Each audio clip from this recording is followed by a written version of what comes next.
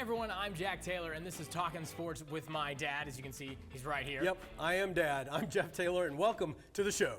Now, we both love every sport and everything about sports, but he sees it through a bit more of a black and white TV. I'm not that old. It's questionable. And there were some bunny ears, right? That's what you taught me? I did tell you that. Still don't know what that is, but sure. I got the 4K high-def TV, though. So just fancy way of saying I'm old. Yeah. I mean, not making me feel bad. Well, yeah, trying to. Now, see, Dad, you're getting it, all right? Now, all right. We're going to talk about sports, as we always do. You know, and our age gap, sorry, Dad, can kind of get in the way sometimes. But what we've realized in sports, there are no right answers. We just have opinions. Mine are usually right. Today we're going to be talking about whether football has overtaken baseball as America's favorite pastime, which team had the best regular season in the NBA history. Is the NBA a better product today than it was back in the day? And the NFL is retiring crew chains to measure for first downs. Do we like that or not? And then the Olympics is adding a new sport in 2028. You're going to be surprised to hear what it is. I think it's going to be a good thing, just spoiler alert. All right, so let's get into it. This is something we like to call records were made to be broken. Yeah, that's absolutely right. Where the debate now is, are there any sports records that are never going to be broken? What do you think? I think one just comes to mind for me. Okay. And I'm just going to start off with Cal Ripken. Okay. His consecutive games, 2,632. Wow. That is a lot of games. And when I think about that and Cal Ripken, I just don't see players with the health, sitting out games, and just not being able to. I mean, it was just a different era back then, but I just see that. And I think that right now, one of the active players has played like 600 games. So you're 2,000 games behind. So I don't see that one. I just don't see that one being broken. I don't know. Baseball, you don't have to run a whole lot. They don't get hurt that often. They could probably get that many, right? I think you could do it. No. There's a bunch out there, though, going outside. They play 100-something games, though, which... That's what I'm saying. You play that many games in a year, yeah, you play a couple seasons, you should be fine. Ovechkin didn't think he was going to get the scoring record because he was like, there's not enough games. I haven't played enough. I've still got a few years left. And, look, he just got it. So I think there's some other ones. For me, Emmitt Smith comes to mind. Career rushing 18,355. That is a lot, right? Yeah, but my boy... Yeah, but running Derrick Henry still has 11,423. 11,000. How many more years do you think he's going to be running? But if he goes 3 more years, he could get close. There's got to be some great years. But for me, I think that the biggest one that sticks out is the Celtics. 8 consecutive NBA championships. That's going to be a tough one to beat. That's unheard of. We'll get to it later, but in today's NBA, you just don't see that anymore. You don't see that kind of dominance. Right. Is that because of free agency and people jumping ship and, That's a good question. I don't know. I mean, teams, I think it's because of the way the game is nowadays with the free agency, people being able to move, and the draft lottery, which is a whole other different topic. But I think it's a matter of, the fact that the different types of basketball being played in that point in time. Red Auerbach completely revolutionized NBA basketball. Absolutely. With the teams that he fielded. He did something that no other owner wanted to do because he wanted to win. Right. And he got 8 straight off of that. It's not something you can do this time around. And so I think that you see a lot different. Obviously, there is the changes with, pay, with free agency rules. I mean, this was before the free agency rules even went into into activation back then far in the day. So I think that for me, that's got to be it. No matter what it is about the players, the franchises, it's just so hard. You don't see 8 straight in any sport. I can't even, I'm trying to remember recently. Has anybody won 2 in a row? I mean, you had definitely the appearances with the Cavs and the Warriors going back to back. The Chiefs had the chance at a 3-peat. That was the closest for the NFL in a long while. Right. So I think it's one thing to get 8 championships in and of itself as a franchise. Right. But to do that 8 straight years, for me, that's untouchable. So those are 2 good ones. So Cal Ripken and the 8. Yeah, but I think mine's a little bit better. I don't know. Cal, that's pretty tough. All right, Jack, let's take a hack at another topic. This is Hack in My Day. All right, as we know, back in 1850, baseball has been referred to as the nation's favorite pastime since that time, but football is growing in popularity, and the Super Bowl is the most watched sporting event in the U.S. So the question is, and it shouldn't be a hard one, is football America's new favorite pastime? Take a swing at that one, Dad. Listen, I know I'm old, but I'm going to say football has taken over. Yes. Baseball, you can still, make your argument, but I think that's for your diehard baseball fans, and I think the gist becomes when you think about baseball, yeah, I mean, and I didn't play it a whole lot. I know you guys didn't play it a whole lot.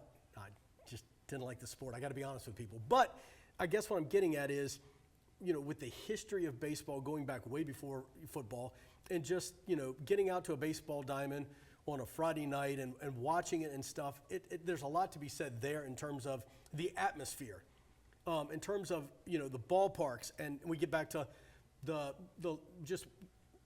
the grandeur of the stadiums and being there, and do you know what I'm getting at? And No, I you do. can have a beer and a hot dog and enjoy that. I think in terms of that, it's always going to be hard to take away from that.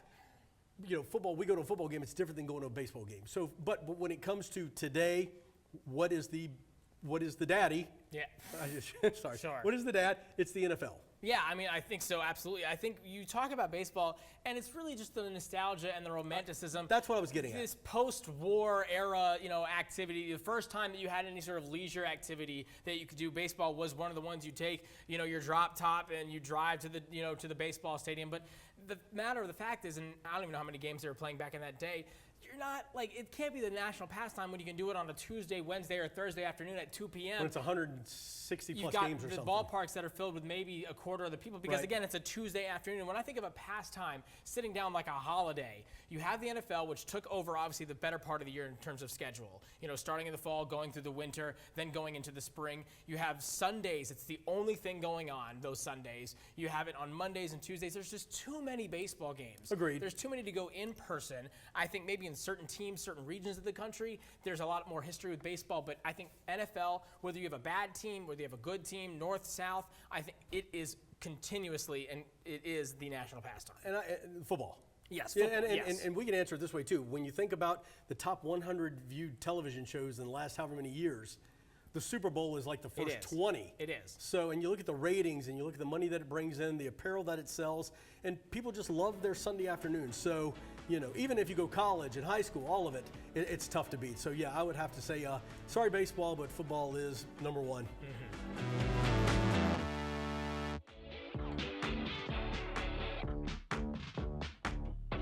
All right, let's do a little something we like to call Goat Talk with me, Dad. You can say Go Talk with Son. Yeah. Why can't I get it one of these times? All Why does it right. always have to be Go Talk with Dad? I know, Why all right. can't it be Go Talk with Son? You're Because- trying to put subliminal messages in here to say that you're going to be right in the argument, that you're the GOAT. I understand, but let me get one, okay? All right, All Go right. Talk with the Sun. Yeah, see, thank you. Was that so hard? Okay, so the topic is which team had the best regular season in NBA history. There's obviously two clear frontrunners, the 2015 Golden State Warriors and the 1995 Chicago Bulls. Take it away. All right, if you're talking about the GOAT NBA season, it's got to be the Bulls. Now, I will tell you this. At that point, they set the record for the most wins. They had, it was 73 and 10. Okay, 73 wins. Sorry, let me back up. 72. 72 wins. I'm thinking ahead now with the Yeah, wins. But you're so going it to my was- argument, I know, right? sorry. It was 72 and 10, but they won the NBA championship. Okay. And when you talk about one of the greatest See, I'm going to stop you right there. I'm lineups- going to stop Hold you on, right there. stop. No, let me because finish. it says regular No, season, not overall. So if you say regular season and the Warriors, which spoiler alert, 2015 Warriors were 73 and 9, Right. the best regular Did they season win a record ever. championship? We're not asking about that. Does it say on the prompter who had it and then also But the it doesn't, championship? we're not saying what the GOAT kind of, what are the prerequisites to be the GOAT. You can take that up with Paul because it says best regular season, all right? And so for me, that says the Warriors 73 and 9. Okay, all right. Listen, Phil Jackson. Okay, yes. We're talking Michael Jordan, which we can have that conversation down the road, the GOAT. Okay. Michael Jordan, Scottie Pippen, Dennis Rodman. Okay. Phil Jackson. Okay. The best crew that has ever been assembled. Okay. You can Now you're going to go with, You can ask Steve Kerr, though, who was, I don't think he was on that squad. I have to do my fact checking on that, but he was a part of the Bulls during that era. he was. And I think he was, yes. I have to do my double checking on that. But regardless, you can ask him because he was coaching the Warriors and coaching that team. And you can talk about, yes. He's such a good coach, though, because he played for the Bulls. All right, whatever. Okay, And he learned but- from Phil Jackson. Okay, but he didn't. He had Steph Curry, who no one was looking at out of college, Right. coming out of Davidson. Andre Iguodala. You had, you had Kevin Durant, obviously, and then you had the Splash Brothers as well. So they had their stars as well, and it provided what was and still has been the greatest. And I'll go into dip in my own argument here, but they had one of the greatest finals series ever in NBA history. The Cavs coming back to win that one. LeBron's dunks. But you lost. But that means that they had to beat the greatest team out there, 73 and 9. And I think that when we're talking about regular season, It's one game. it doesn't matter. Regular. 73 and 9 and 72-10. Okay, but in the record One books, championship. in the record books, when they have it 1 and 2, what's going to be 1? It's going to be the Warriors. Number 2 is going to be the Bulls because of that one game. And you can say what you want about sitting out or not playing every game, but also I think it's a different breed of basketball, which is another conversation. Okay. But I think you have it was a better breed of basketball back then than it is today. We're going to keep talking more basketball. This topic is all for you, Dad, all right? It is how they did it back in my day, which you're going to go ahead and tell me about, I know, obviously. Well, come on. they did it better, more efficiently. That's what you were just saying. So, yeah, just keep rolling on with it. So, here we go. Is the NBA a better product today than it was back in the day? That's, again, this is one of these questions where it's like, what is your metric for it being better? Is it ratings? Is it records? Is it competition? Is it dominance? What is your metric for one product being better than the other? I think it's, for me, it's style of play. Okay. And I think, there was a more deliberate way of playing basketball back in the day. Okay. And I mean that on the offensive side and the defensive side of the ball. I think it was just a more physical brand of basketball. Okay. It was a more physical. I mean, Bill Laimbeer, for the Pistons. You would go in the middle. You'd rough and tumble. You were going to get crushed. Yeah, okay. Right. And you talk about those defenses that they had to go. Dennis Rodman. I mean, to see Bill Laimbeer and Dennis Rodman go against each other or play with each other. I mean, it's just, I think the metric is that. If you go into ratings and, sales and all of that, I could see today, there's a little more to that. But look at how many people wear retro jerseys and stuff. Well, yeah, I mean, the jerseys, that's but you know what I'm getting at with the brand. I understand. It's the style of basketball being played. You're acting like, look at, when they had Wilt Chamberlain, Kareem Abdul-Jabbar, you had Bill Russell, that was a dying league. That league was going under, and without the merger of the ABA to the NBA, that thing was going under, and it wasn't until you had Magic and Larry save the NBA, save ratings, get the TV deal to have NBA on primetime television. Right. So we could say that. I think there's a lot of nostalgia, and I think at that time, the NBA, because it was a dying league, was more desperate. So they were being more marketable. Right. They were putting more advertising out, trying to set these precedents of having your star faces, which then fed into the 90s of Jordan, fed in farther to Kobe, and now even farther into LeBron. I think outside of LeBron, it's kind of like NASCAR. I think the NBA has gotten away from the stars, the faces of the league. Faces of the league now, people will still say LeBron and Steph, even though both are past their prime. Because I can't name like 15 NBA players. So I think, that's a different story. Can we edit that out, all right? Because we don't want to have our sports director saying that, okay? Because there's at least 15 on the Hornets. So, but all that to say, I think they've done a worse job of advertising because, to be honest, they don't have to. The NBA as a league has reached its prime, so it can relax. I think it's been lackadaisical. Is it a worse product? I don't know, because then you see the first round of the playoffs where teams are getting beat in the playoffs by 30, 40, 50, 60 points. 60 points. So, that is what it is. But for me, I think it's a different question of what you talk about with what makes it a better product, what era is the best product. That's a whole different discussion. And no matter whether it's back then or now, way too long of a season. Way too long.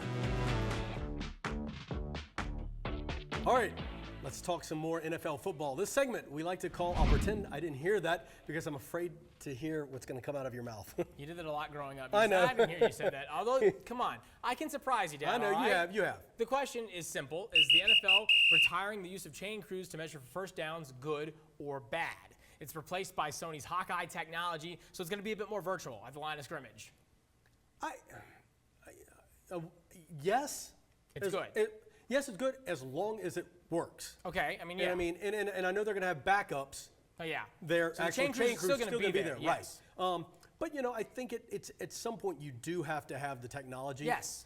Because, I've seen chain crews, blatantly mess it up, or the officials themselves mess it up. So I think there comes a time and a point where you have to kind of go, you know what?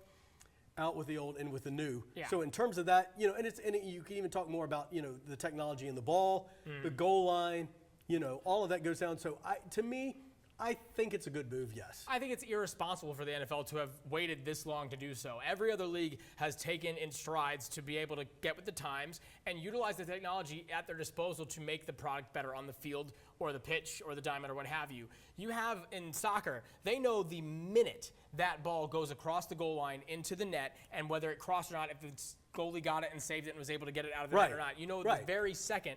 With basketball, they have all these different analytics. They can track where a player left his feet on the court and scored from. Sure. And you have it for the NFL. There's Amazon metrics that they use to track all these different things. It makes no sense to me why the NFL has waited so long and just continued to eyeball. It's not high school. Right. You have the technology, put a marker, and like you said, go even further. Put a marker in the ball. If they can put it in a soccer ball that are getting kicked a lot harder than footballs are thrown or caught, it's going to be able to survive a football. Have it in the pylons, have it in the first down markers, so instead of like you talked about, look at the last AFC Championship. Bills and the Chiefs, right? Right. It was line of scrimmage. You couldn't tell if that ball had crossed the line of scrimmage or not. And there's no way you could. There's 1,000 bodies in there. The ball is so small. If there's a tush push or something like that too. You have no idea whether There's or not. And it comes down to players acting basically if the ball got across or not for the ref to say, yeah, you know what, I believe you. So go all the way, go full throttle. I agree. It's irresponsible that they've taken so long to do so. Because the instant replay, when they showed those from the sidelines, and you were looking, you couldn't see where the ball was. You had no idea. And it gets down even more so. Like, there's a couple instances where But you better have faith in that technology. I absolutely do. I mean, I'd rather put my faith. The NFL is putting a lot of eggs in that basket. Than no offense, geriatric, however old these sideline markers are, to say, oh, I'm going to look at it. Yeah, that looks right. Like my biggest thing. Well, the age of refs, age of officials, that's another topic. Yes, it is. But like I think back to South Carolina, Michigan, and the play that set up Jadeveon Clowney knocking the helmet off of a player. The play beforehand was a 4th and short, and they put index cards down to show whether they got across or not. Right. It clearly didn't get across. They gave him the first down, and they were staring it dead in the face. So for me, and that was what. 7, 10 years ago, probably at this point. So it's high time we do it. An old guy likes the new technology. Absolutely. Good. I'm glad I turned your mind on that one. All right. So, all right, let's get into some NASCAR. This is don't make me turn this car around. You have yelled that to me so often, whether you're driving, whether I'm driving. Even if we're not in a car, you'll still yell it at me. This is our NASCAR discussion for the day, and today we have a good one. It's the new damaged vehicle policy. Is it good or bad? Yeah, so some clarification here. It is a policy where back in the day, if the vehicle had a flat tire or damage was needed and they had to be towed, the car was immediately eliminated from the race. But now they have the ability to take it to pit road, have 7 minutes to look at it. If they can't do that, they can go back to the garage and not be out for the whole race. They can come back onto the track. Right, and that clock is cumulative. So if they come in and stay for 2 minutes, they go back, they have 5 more minutes when they come back in. Yeah. I don't know. I mean, like, if your car, don't put a time limit on it. Work on it as long as you want to in pit road. I don't get why they do it. I don't understand it. Like, if you're going to spend time, just do it. Or if your car's that bad, it's got to be in the garage anyway. Yeah. But like, if you're going to lose laps and you keep coming in or whatever, you're on pit road. But there's certain things you can and can't do on pit road. Exactly. So I think that's to a point, like, you can't be overhauling a complete car on pit road. So I think it speaks to they don't want to make sure they have all the sort of clear eyes to say, hey, you didn't modify the car while you were in the garage. So if you can fix it on pit road, do it on pit road. Don't fix it in the garage. I've always thought it was kind of dumb though, where you would see like, okay, he just has a flat or he has something he's got to go into the garage, and you see, and it can happen in the first 5 laps. Chase Elliott, and he's on for the race. Now one of your main marketable guys is out for the whole race of lap 5 out of 400. Right. If you're a Chase Elliott fan, you're not going to watch that race anymore. Go, he's out. All right, I'm done. So I think it makes a lot of sense to use. And it's just another way of maybe keeping people safe on pit road, what you can and can't do. So I get it. You've got new technology now too, so you have, instead of back in the 60s, all right, well let's just hammer that dent out. I think that'll make it work. No, it's not going to work. It's going to continue to mess up the aerodynamics. Now we have tools to use it and do better on pit road. So it's, I think, another way of just getting with the times,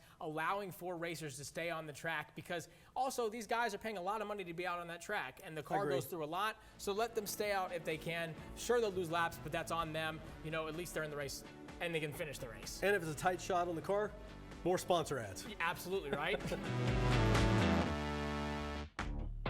All right, Jack, let's find out if we need to wash your mouth out with soap. Didn't you get enough of that out of your system when I was growing up, all right? You got to do it more? That might be a mom thing. I don't know that. But anyway. Sure, okay. All right, so, every year they add a few new sports to the Olympics, and there are some new ones coming in 2028. You may be surprised to hear about one in particular, and that is, to our heated debate, flag football becoming an Olympic event in 2028. Good or bad? Hate it. Why? Because. What do you mean? Well, you did put in esports. Oh, they should. Is it already in there? I don't know. Listen, the Olympics need to be the Olympics. Don't put football in. Why not? Golf should have never been in. Why not? Because you got, the Olympics were, back in the day, it's track and field, it is swimming, it is, the marathon. Okay. It is it's skiing, okay. It's snowshoe, it's not,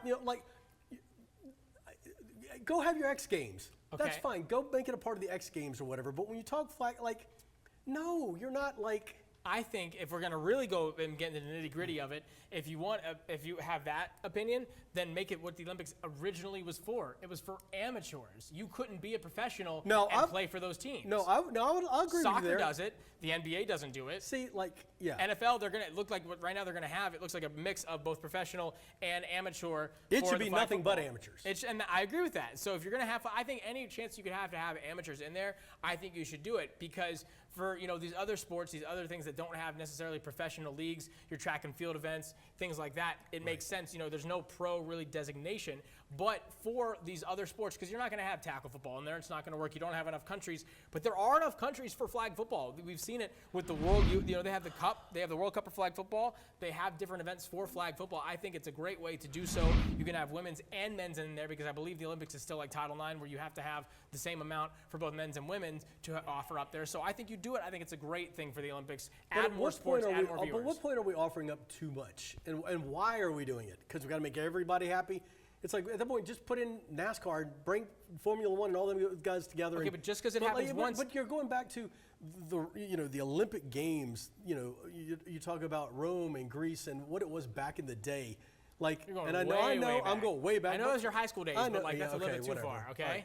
But you don't get it's just there's this sacred part of the Olympics, and the more we add to it, we water it down. I think you're taking away from what that sacred part of the Olympics is. I get off your high horse, right? Just because they're going to do it doesn't mean they're going to keep it. Breakdancing was there. Don't even get me started. Well, it's gone now. They're not going to do it in the next Olympics. So I think that's a good reason why. Try it out. If it doesn't work, it doesn't work. And if it's good content, it's good content. But that's it for Talking Sports with my dad. Good time. Yep. We'll keep the soap out of your mouth. Good. All right. We'll see you next time.